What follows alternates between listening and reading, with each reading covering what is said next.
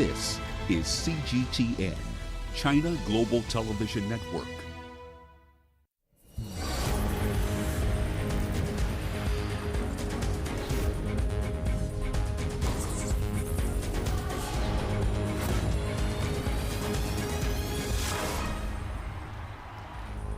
The Africa Cup of Nations is taking a breather after a breathtaking round of group stage matches in Cameroon. After delays, health protocols and recurring uncertainties brought about by logistics, preparation woes and the COVID-19 pandemic, the continent's top teams have opened the first salvo as they go in search of the top prize. Already we've had several surprises with the elimination of bigwigs Ghana and Algeria, while Minnows Gambia and the Comoros stunned the naysayers to go through. On Sports Scene this week, we discuss the action that's already taken place and what's to come. Hello and welcome to your home of African sports news, views and interviews from across the continent and beyond. I'm Mahia Mutua in Nairobi. Also coming up, we take an in-depth analysis of the ongoing 2021 Africa Cup of Nations in Cameroon. And FIFA holds Africa's final round draw for the 2022 World Cup qualifiers.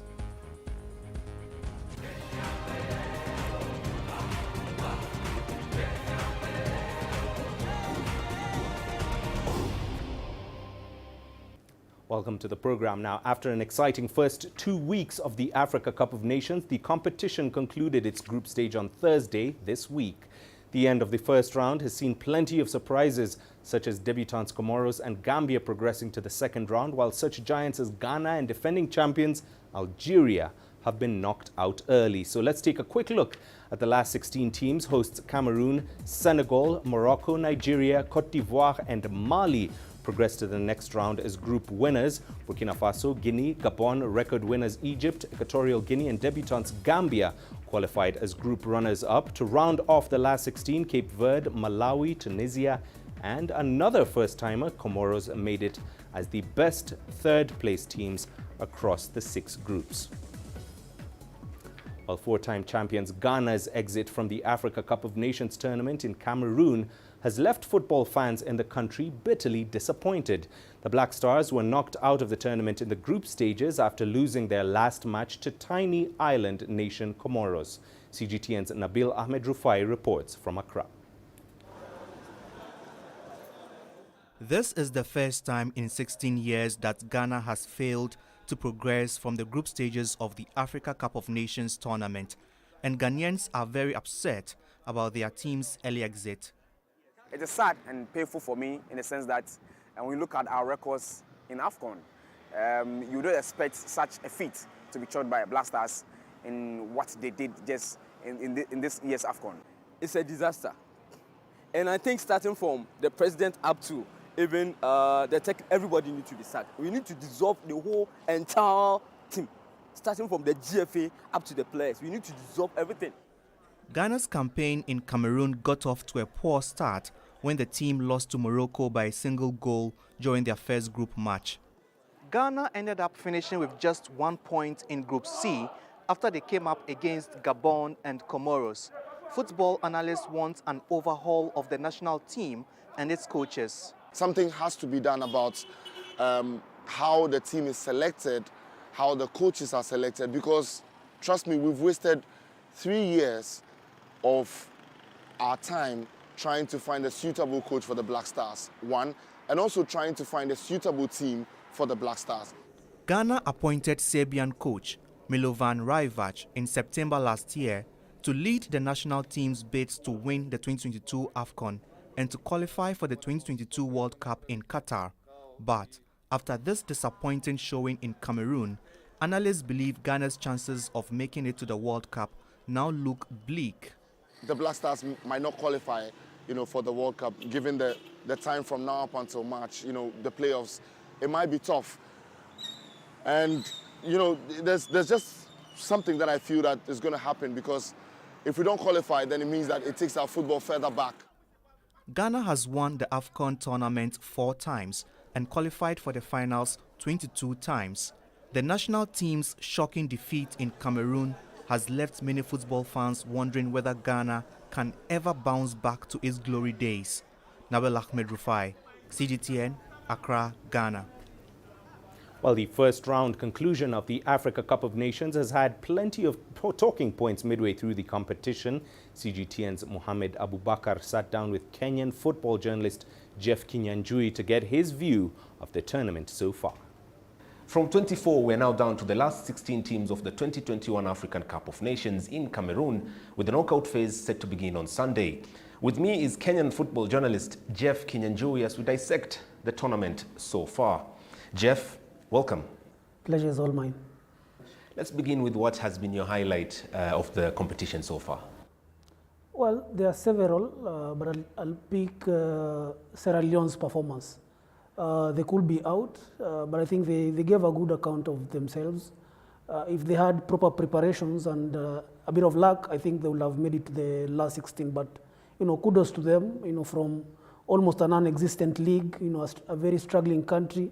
But they showed the world that there's indeed talent in Sierra Leone. Does the progress of debutants, the Gambia and Comoros, and the shocking exit of footballing giants Ghana and Algeria signal a change of face in African football? Well, for a while now we've said that there are no giants in football anymore, not just in Africa, but in the whole world, So, well, I'm not really surprised that Algeria and Ghana are out, but from my analysis, I think the two teams need to do some overhaul of their squads. If you look at Algeria, I think the average age of the whole squad is around 32 years. So that tells you something. The same with Ghana. It's time they did away with the likes of the Ayub brothers. They've served the country for very many years. They're good players, yes. But it's time to overhaul the squads and look at the next generation of stars that will lead them to the next level. For Comoros, they've had the same coach for a while, and if you look at the squad, almost 90% of those players were born in France. They've developed as footballers in France. So that tells you it's not a small team per se. But that again does not mean that now we have a shift of powerhouses. Algeria, Morocco, Tunisia will always be powerhouses in African football, but the rest of the countries are also coming up well. Finally, Jeff, East Africa has largely missed out in the 2021 AFCON party. Do you think the region will send more teams in the finals next year in Cote d'Ivoire? Well, it's still very possible. The AFCON is now expanded. Kenya was there last time in 2019. Uganda was there, if I'm not wrong. So it's still, we still can qualify. Tanzania was also there, if I'm not wrong. So it's very possible for these teams to qualify now that we have an expanded AFCON.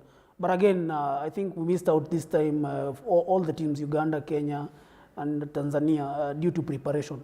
But if they prepare well now, AFCON, any African country can qualify.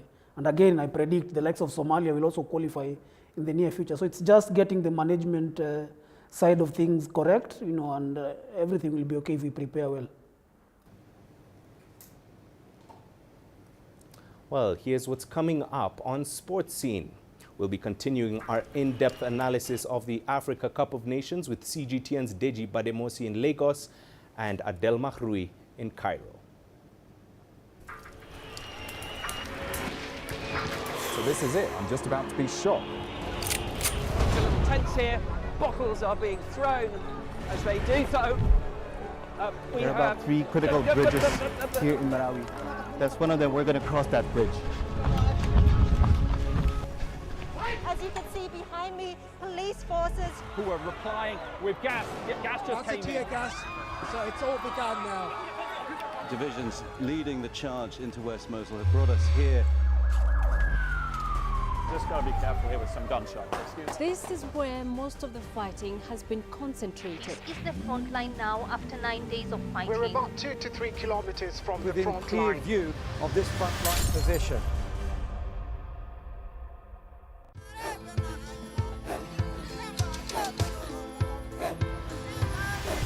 Africa is a continent of diversity, with varied climates and enchanting geography, and a people so distinct, but with a shared enduring spirit.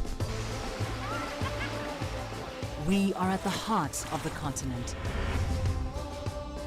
to bring you the untold stories. Let's have a look. We celebrate Africa as it shapes its own destiny. Tunis, Syria, Juba, Johannesburg, Ethiopia, Tanzania.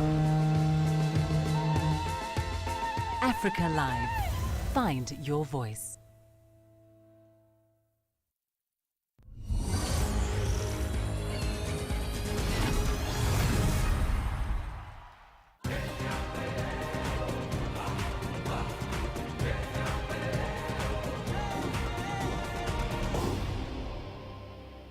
Welcome back and thank you for staying with us on Sports Scene. Well, we stay with the Africa Cup of Nations. So the action in Cameroon is set to resume on Sunday as the last 16 battle for 8 quarter-final slots. Burkina Faso and Gabon will kick us off tomorrow afternoon before three-time champions Nigeria take on 2004 winners Tunisia. On Monday, debutants Gambia and Comoros will look to continue their fairy tale campaign against Guinea and hosts Cameroon respectively. On Tuesday, 2019 finalists Senegal will face Cape Verde before Morocco take on Malawi. Wednesday will see record champions Egypt face the Elephants of Cote d'Ivoire, while Mali and Equatorial Guinea will battle it out for the final last 8 spot. Well, let's kick off the discussion on the action both on and off the pitch at the Africa Cup of Nations so far. CGTN's Deji Bademosi joins me from Lagos, Nigeria, as well as Adel Makhroui, who's live for us in Cairo, Egypt. Adel, I'll begin with you. The big question, what went wrong for the defending champions Algeria? Well, Algeria has been, until the very last moment, before the competition began, the 2019 defending champions and the champions of the 2019 edition for the Africa Cup of Nations. Just a month before Cameroon started, they were the champions again in the FIFA Arab Cup, a competition that has the likes of Egypt, Tunisia, Morocco. So it was not an easy task, and this is when many realized that Algerians are one of the strongest contenders for the 2021 edition in Cameroon. Yet when they played on the group stage, it was quite a disaster, and critics actually blame coach Jamal Belmadi.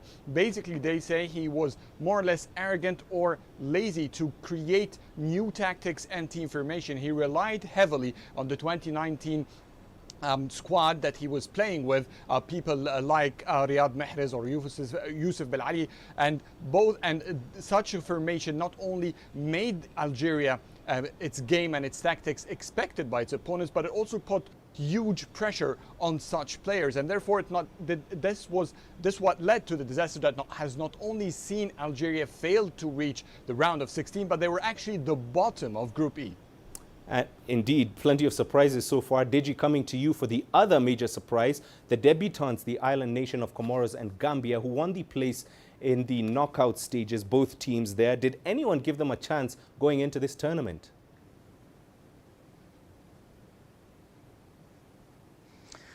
Well, not exactly, because a lot of people just looked at their names, Gambia, Comoros, and that they're actually not, they are not big names when it comes to football on the continent. But the truth is that, look, you need to go back to the qualifiers for the AFCON and look at what these two countries did. Let's take Comoros, for instance. People seem to forget that Comoros lost only one match during the qualifiers. I mean, it qualified from a group that included Egypt, Kenya, Togo. The reason why Kenya and Togo are not in this AFCON is because of Comoros losing just one match and qualifying. So, people didn't look at that. People were basically looking at their name and considering the fact that, look, it's not a footballing nation, and that, the highest they have gone in terms of an international competition of, not of this nature anyway, would be the COSAFA Cup that they took part in way back in 2019 when they got to the quarterfinals. Other than that, I mean, Comoros is not a name you would reckon with in African football. But then there've been a surprise package. Unfortunately, if you ask me, I think their fairy tale run might come to an end on Monday when they face Cameroon, because the latest story we are getting now is that they may be playing that game without a goalkeeper, because we understand their goalkeepers. The goalkeepers they have all tested positive for COVID-19. So it will be a disaster. if an outfield player now is fielded as a goalkeeper, that will definitely be a problem. But I think against Cameroon, honestly, personally, I wouldn't give them a chance. But then this is football. Anything can happen. Let's talk about the Gambia. Gambia, another big surprise. Nobody ever thought Gambia was going to get to this point. Again, people did not look at the qualifiers as well. The reason why, for instance, Angola is not in the Nations Cup is because of Gambia. So Gambia also qualified, the DRC as well, not been here as a result of the fact that Gambia qualified from that group that included Gabon. So you look at their performance, the performance of these two teams now during the qualifiers. You wouldn't be so much surprised at what they're doing at this point. Right. But then it's still a surprise in the sense that, look, this is the first time they'll be coming to the Nations Cup, so you would never have expected that they would make it to the round of 16. But, you know, we just have to wait and see what happens. If they're able to go beyond that round of 16. All right. Indeed, plenty of surprises so far, plenty to look forward to. Adele, 8 teams have already left the competition. I hate to make you do this, but who's likely to follow them from the round of 16? Well, the round of 16 is quite exquisite in terms of the team played, and it actually highlights the beauty of having an expanded 24-team Africa Cup of Nations, because without that, countries like Deji was just talking about, like Comoros and Gambia, they would not be here, and we would not have the opportunity for them to see such thrill in football at having the expected edition, and now they are just marching forward beyond many teams, like what happened back then when Madagascar was also the rising star of that edition. So take a look at the matches. It is very hard to have any speculations about who can join or go back home very soon. So there are two very outstanding games and early African finals. That includes Egypt and Cote d'Ivoire, of course, from one side, Nigeria and Tunisia. These are the fiercest two matches on this round. You have countries facing Gabon, for example, like Burkina Faso. Maybe Burkina Faso could be an early home runner, but nothing is impossible. Guinea and Gambia, well, Gambia have nothing to lose as a rising star in this competition, and Guinea is also a team not to be taken lightly. Now, Cameroon is going to play with the other debutant, Comoros, and Cameroon is on its territory, is hosting the competition. It have also an advantage that in the semifinals it will be playing either with the winner from Guinea and Gambia, which is an incentive for Cameroon to put this extra mile in the game. So maybe this could see the end of Comoros, but as a team that was quite a star in its group, surprises can happen, and this is what all African football fans like. They like to see surprises in their competition. Senegal and Cape Verde, we have the Senegal with a top ball position in the group stage among all the players. So Senegal, of course, is a very strong contender in the next rounds. Morocco is going to face Malawi, and Morocco has the high scoring rate in the group stage, while finally Mali and Equatorial Guinea, with Mali the highest pass accuracy in the group stage and one of the strongest teams in the continent. So this more or less summarizes what we can expect, but everyone is praying to see surprises happening, because this is what keeps us watching football, the thrill and having to see history made or seeing the unexpected taking place.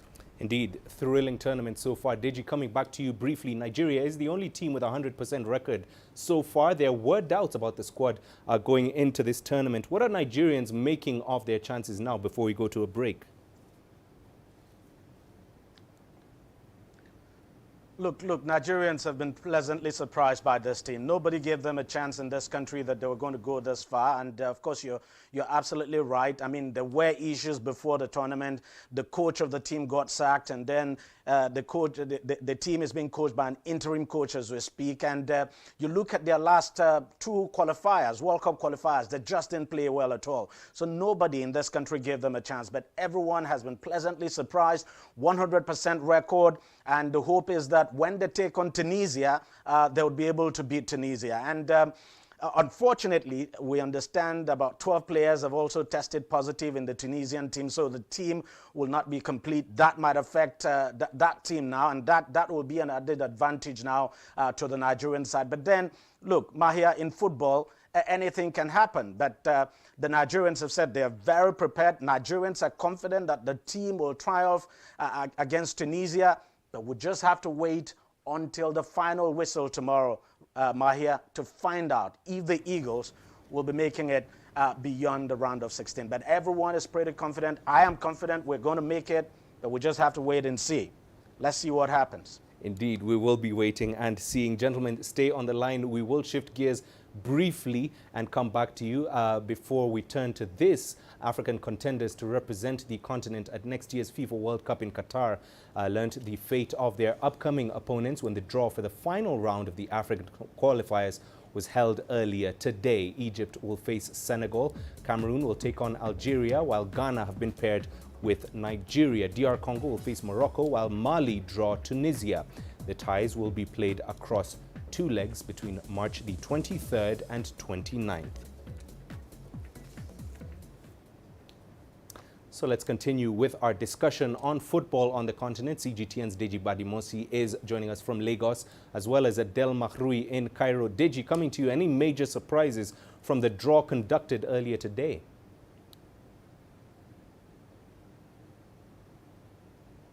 No major surprise if you ask me. I mean, all the teams that made it to the playoffs are very good teams. Very, very good. Some of them, of course, very prominent names. But of course, it's a worry, for instance, for Nigeria, that Nigeria has drawn Ghana. Look, forget the fact that Ghana did not perform well at this AFCON. But when both sides meet, I mean, Nigeria and Ghana, it's always very tough. And to be candid, everyone is really, really concerned about how that match will pan out. The hope is that, well, that Ghana will not turn up on that day and that the Nigerian side will turn up. But if the Nigerian side is able to carry their form now from the AFCON to the qualifiers, then the Nigerians actually stand a chance. But then, look, it's a long time between now and March when the matches will be played. We still just have to wait and see. But that match now, I mean, Ghana drawing Nigeria, it's a huge one. And then another one I should talk about will be Cameroon, Algeria. I mean, that is certainly going to be quite explosive. Again, Algeria may not have performed well at the AFCON, but come on, we're talking about the World Cup here. And there's no question at all that the Algerian side will be looking to make up for their abysmal performance at the AFCON. So we should expect a cracker when both sides now meet. The others, I think the next one will be Senegal, Egypt. Of course, the hope is that, let's hope that Egypt will do better. And of course, I'll be rooting for Adele. And I just hope that Egypt will carry the day and make it to the World Cup. So Adele, you've got my support against Senegal, but I must confess, you're certainly not going to have it easy. All right, Adele, as you can see, plenty of support coming from West Africa there. But I'll come and talk about what's coming up for the teams. They'll have little to no opportunity to play friendly matches between now and then. How do you think, Adele, that this will affect the final round of qualifiers? Well, what is a better option or a better opportunity to have training than the 2021 AFCON? I mean, this is the greatest opportunity for the teams to face each other, not just once, but twice. We are seeing countries that will be more or less, they have a chance to meet each other in the knockouts in the AFCON, and then later on you will see them going back to the World Cup qualifiers just several weeks after. And in its sense, there's really no much need for that, especially when you have international clubs that will be dying to have their players back for a few weeks before the national teams recall them again for the final stage of the World Cup qualifiers. But in that regard, preparations that have been ongoing, this is one of the greatest continuous step for national teams, specifically if you look at North Africa. The national teams have been together since November in the FIFA World Cup, in the FIFA Arab Cup, sorry, and then moved to the AFCON and then coming back once again to the final World Cup qualifiers. Before that, there was a second stage of the World Cup qualifiers. So in a sense, there has been quite a huge training camps for African national teams for the players to get acquainted with each other and to develop new strategies that will be highlighted, of course, in the AFCON. But as Deji said, looking at the World Cup qualifiers, I mean, we will see a new level of people defying themselves, players trying to put their best out there, because playing on the continent is one thing and playing in the World Cup is totally a different league. And Deji, finally, we're almost out of time. Briefly, how fair would you say has the African World Cup qualifiers process been in comparison to the rest of the world?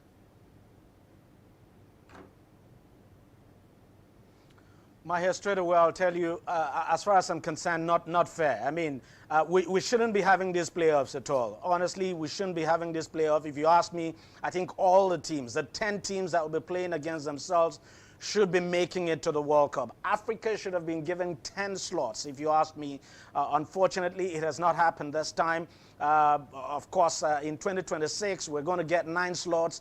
But honestly, I wish it had happened at this time so that we wouldn't be having these playoffs at all. It's certainly not a good one. There are quite a number of good teams in Africa that should be going to the World Cup. Now, you look at the way this is now, 5 of these wonderful teams will not be making it to the World Cup. 5 of them will be dropping out. And if you ask me, I think that's not fair. And that's the reason why I think it's important that in 2026, Africa's slot now will be increased to 9, and that will be better. I can understand that if you look at what happens in South America, of course, it's also competitive. But look, this is 2022. Africa should be doing better than it is getting from FIFA. 5 slots, as far as I'm concerned, it's not fair enough. But that's the way it is. And we just have to put up with it until 2026, when the slots will be increased. Mahia? Indeed, more slots to look forward to in the future. Adel, very briefly, finally, are you confident that the final 5 African nations that qualify will be able to challenge the rest of the world at Qatar 2022?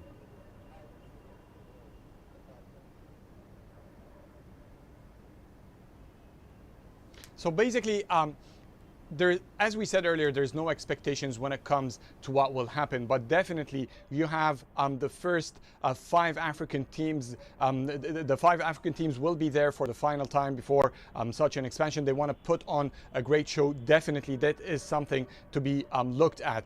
When you think about the final stage, 10 of the greatest African teams are on the final round of the qualifications. Whoever wins will definitely put a great show for the African continent. You have Egypt and Senegal, one of them is going, Cameroon and Algeria, Mali, Tunisia, Nigeria, Ghana, Morocco and DR Congo. So these are heavyweights in the continent, and they have a collection of the finest players in the world, not just on Africa, but also in top European leagues. So it is a great challenge. We have Mo Salah against Sadio Mane, for instance, in this third round of the World Cup qualifiers, which is quite interesting to see.